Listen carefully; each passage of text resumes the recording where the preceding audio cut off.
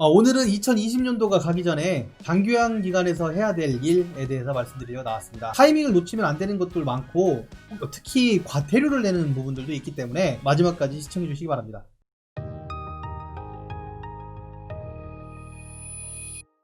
2020년까지 해야 할 일 첫 번째, 바로 법정 의무 교육입니다. 제가 일전에 무료로 법정 의무 교육하는 법, 그 다음에 환급 교육하는 법 다 같이 올려드렸었어요, 영상.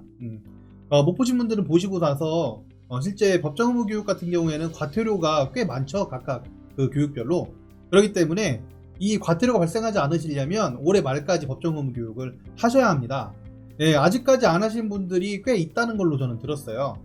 지금 직접 하시기가 어려운 분들 같은 경우에는 저희 그 국회에도 전담이 있으니까 전화번호를 저희 밑에 링크로 달아드리도록 하겠습니다. 필요하시면 연락하셔서 진행하시기 바랍니다. 올해 가기 전 해야 할 두 번째, 바로 노인 인권 교육입니다. 노인 인권 교육과 노인 학대 예방 교육이라고 하는데요.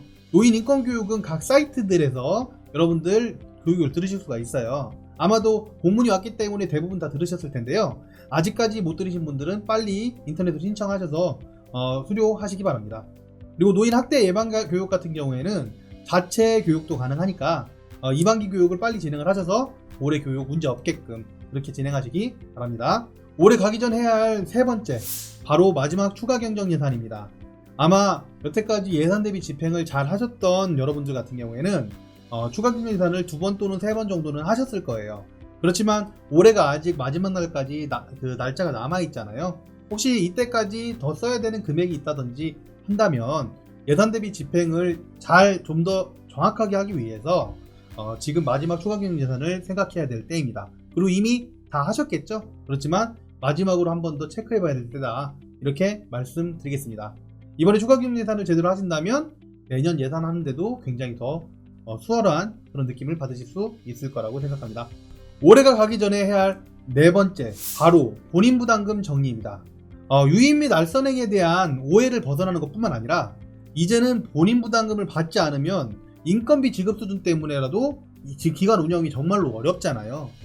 올해 본인 부담금 정리를 하셔야, 그리고 우리에게 소중하게 본인 부담금을 내주신 고객분들에게 이 세금 공제 혜택을 드릴 수 있게 돼요. 보통 1월 5일부터 7일까지 의료비 세액 공제 자료가 제출이 되니까 지금부터 정리해 두셔야지만 고객분들에게 민원이 오지 않을 테고요. 그 보답을 할 수가 있겠죠? 꼭 지금부터 해내야 되는 일입니다. 올해 가기 전 해야 될 다섯 번째 업무, 인건비 지급 수준 계산입니다. 여러분들 청구하실 때 항상 우리 기관의 직접 인건비가 얼마인지를 청구할 때 공단 사이트에다가 입력을 하시죠? 예, 아마 다 하고 계실 거예요. 근데 실제로 그걸 집행을 해다 보시면, 돈을 쓰다 보면, 월급을 주다 보면 4대 보험이나 이런 문제들로 인해서 입력하신 내용과 실제 통장에 나간 금액이 다를 수가 있습니다. 그래서 그 부분을 비교해서 실제로 나간 금액으로 맞춰 주셔야 되는 그런 작업이 필요해요. 그래야지 정확하게 우리 기관에서 인건비 지급 수준이 맞는지, 내년 1월까지 월급을 줬을 때 문제가 없을지를 파악할 수 있겠죠, 여러분. 그래서 내년에 파악하는 것이 아니라 지금 어느 정도 퍼센트가 되고 인건비 지급 수준을 어느 정도를 맞춰야 된다라는 그 퍼센트가 있잖아요. 예, 그 정도를 맞추는 때는 바로 지금입니다. 여러분들 이게 별거 아니라고 생각하는 분들이 많은데요. 잉여금 등, 그러니까 전출금 같은 경우에는 이런 인건비 지급 수준이 맞춰지지 않으면 실제로 잉여금을 처리할 수가 없잖아요, 여러분. 아시죠? 모르시는 분들은 지금 알고 가시면 됩니다. 그래서 굉장히 중요한 부분이기 때문에 지금 인건비 지급 수준을 맞춰서 실제 통장에 나가는 돈으로 맞춰서 내년 1월 달에 정확하게 얼마가 나가야 되는지, 얼마를 적립해야 되는지, 퇴직금을, 이런 부분들을 파악하셔야 될 때입니다.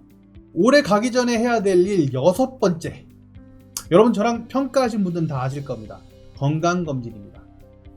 건강검진 같은 경우에는 정기 건강검진을 요청을 하거나 해도 선생님들께서 안 가져오시는 경우가 상당히 많으신데요. 아마도 지금 우리 기관 상태를 한번 확인해 보세요. 건강검진 관리대장을 쓰고 계실지 모르겠지만 쓰고 계신다면 거기에 실제 안 하신 분들 리스트가 아마 리스트업 되어 있을 거예요. 아마 그것도 안 돼 있는 분들 같은 경우에는 건강검진에 대해서 신경을 안 쓰실 수도 있겠는데요. 건강검진이 대표적으로 지금 챙기지 않으면 점수를 못 받는 항목 중에 하나잖아요, 여러분. 그러니까 지금 올해가 가기 전에 빠르게 신청하게 하셔서 건강검진 받고 그 결과표를 12월 말 전에 이게 통보서까지 도착을 해야 되잖아요, 우리 기관에. 그렇게 해서 받을 수 있게끔 하고요. 이 부분은 여러분들의 직원 건강까지 챙길 수 있는 점이라는 거 여러분들 다들 알고 계시죠? 그래서 매년 하는 이 정기 건강검진을 지금 이 시점에서 한 번 더 점검해 주시길 바랍니다. 올해 가기 전에 해야 될 7번째, 바로 기초 및 의료 대상자에 대한 장기요양기간 이용 신청서 변경입니다. 내년에 수가가 변경이 되잖아요, 여러분. 그러니까 우리 기관을 이용하는 의료 대상자라든지 기초 대상자의 실제 이제 이용 신청서라고 하는 게 있어요. 이용 신청서 내에 수가도 같이 변경이 되잖아요. 이 부분을 시군구에서도 알고 있어야 되기 때문에 우리가 올해 가기 전에 미리 변경해 주셔야 되겠죠. 아마 이미 다 하고 계신 분들도 계시겠지만 이 부분을 놓칠 수 있는 것 같아서 제가 한 번 더 집어드렸습니다. 자, 올해 가기 전 꼭 해야 될 일 8번째, 바로 매년 수가에 맞는 변경 계약서 작성입니다. 수가가 변경이 되면 그에 따라서 보호자나 우리 어르신들 같은 경우에도 내는 돈이 달라지잖아요. 본인부담금이. 그렇죠? 이 본인부담금이 달라지면 이 금액 때문에 이용을 못 하시는 경우도 생길 수 있어요. 많이 올라간 건 아니지만. 그리고 이걸로 인해서 계획이 변경되는 경우도 생길 수가 있습니다. 그래서 이 부분은 계약이라고 하는 것은 미리미리 준비를 하셔야지 민원이 없고 적을 거예요.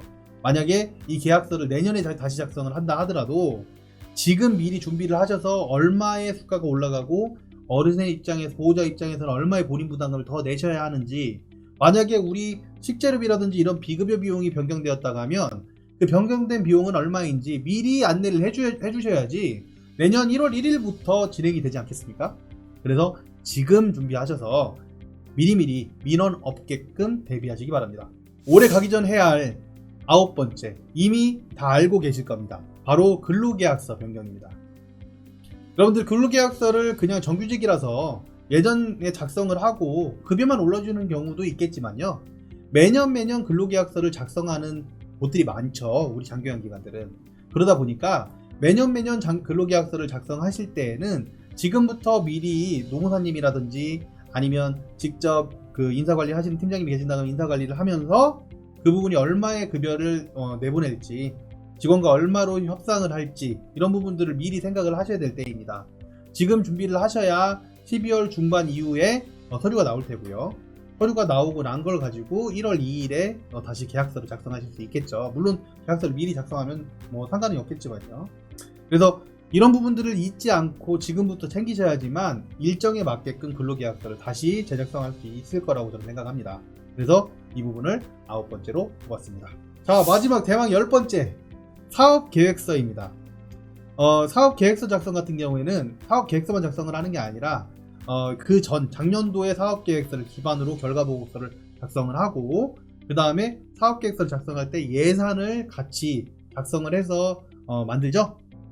이 부분 같은 경우에는 제가 교육 영상으로 각 사업별로 이 영상을 찍어 놓은 게 있습니다. 그래서 그 부분을 보시고 참조하시고 작성하시면 되고요. 그리고 지금 현재부터 준비를 하셔야지만 각 파트별, 각 분야별 사용하는 금액이라든지 해야 될 사업이라든지 이런 것들이 좀 더 오밀조밀하게 나올 거예요. 시간이 굉장히 오래 걸리는 작업이거든요. 그리고 이 부분을 실제로 운영위원회에 보고하셔야 되는 1, 2번 코드 분들도 계시잖아요. 그래서 지금부터, 조금 늦었을 수도 있지만 지금부터라도 빨리 준비하셔서 사업 결과 보고서, 사업 계획서 작성하시고 그에 대한 예산 작성하셔서 내년에 사업 결과에 맞는 사업 계획에 맞는 이 업무를 진행할 수 있도록 그렇게 준비해 주시기 바랍니다.